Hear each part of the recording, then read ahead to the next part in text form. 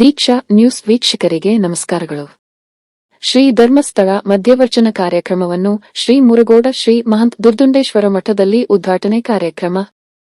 ಬೆಳಗಾವಿ ಜಿಲ್ಲೆಯ ಸವದತ್ತಿ ತಾಲೂಕಿನ ಮುರಗೋಡ ವಲಯದ ಮುರಗೋಡ ಕಾರ್ಯಕ್ಷೇತ್ರದ ಶ್ರೀ ಮಹಾಂತ ದುರದುಂಡೇಶ್ವರ ಮಠದಲ್ಲಿ 2064ನೇ ಮಧ್ಯವರ್ಜನ ಶಿಬಿರವನ್ನು ಶ್ರೀ ಮನಿ ಪ್ರಸ್ವ ನೀಲಕಂಠ ಮಹಾಸ್ವಾಮಿಗಳು ಶ್ರೀ ಮಹಾಂತ ದುರದುಂಡೇಶ್ವರ ಮಠ ಮುರಗೋಡ ಇವರ ದಿವ್ಯ ಸಾನ್ನಿಧ್ಯದಲ್ಲಿ Shri IM Mathapati police inspector Muragod ಉದ್ಘಾಟನೆಯನ್ನು ನೆರವೇರಿಸಿದರು.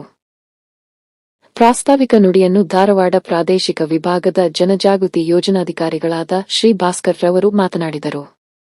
ಕಾರ್ಯಕ್ರಮಕ್ಕೆ ಮುಖ್ಯ ಅತಿಥಿಗಳಾಗಿ ಆಗಮಿಸಿದ ಬೆಳಗಾವಿ ಜಿಲ್ಲೆಯ ನಿರ್ದೇಶಕರಾದ ಶ್ರೀ ಎಚ್.ಆರ್. ಲವಕುಮಾರ್ ಇವರು ಶಿಬಿರದ ಸದುದ್ದೇಶ ಯೋಜನೆಯ ಕಾರ್ಯಕ್ರಮಗಳ ಪರಿಚಯದೊಂದಿಗೆ ಮಾಹಿತಿ ಮಾರ್ಗದರ್ಶನ ನೀಡಿದರು.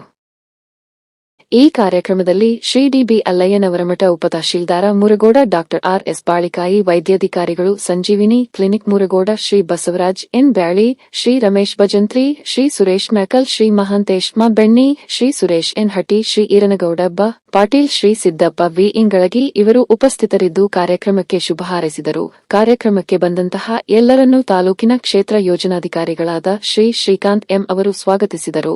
ಕಾರ್ಯಕ್ರಮದ ನಿರ್ವಹಣೆಯನ್ನು ಕೃಷಿ ಮೇಲ್ವಿಚಾರಕ ಬಸವರಾಜ ಮಾದರ ನಿರ್ವಹಿಸಿ ವಂದಿಸಿದರು. ಸದ್ರಿ ಶಿಬಿರದಲ್ಲಿ 61 ಶಿಬಿರಾರ್ಥಿಗಳು ಭಾಗವಹಿಸಿರುತ್ತಾರೆ. ತಾಲೂಕಿನ ಮೇಲ್ವಿಚಾರಕ, ತತ್ಸಮಾನ ಸಿಬ್ಬಂದಿಗಳು, ಸೇವಾ ಪ್ರತಿನಿಧಿಗಳು, ಬ.ಗಳು, ಸಂಘದ ಸದಸ್ಯರು ಭಾಗವಹಿಸಿದ್ದರು.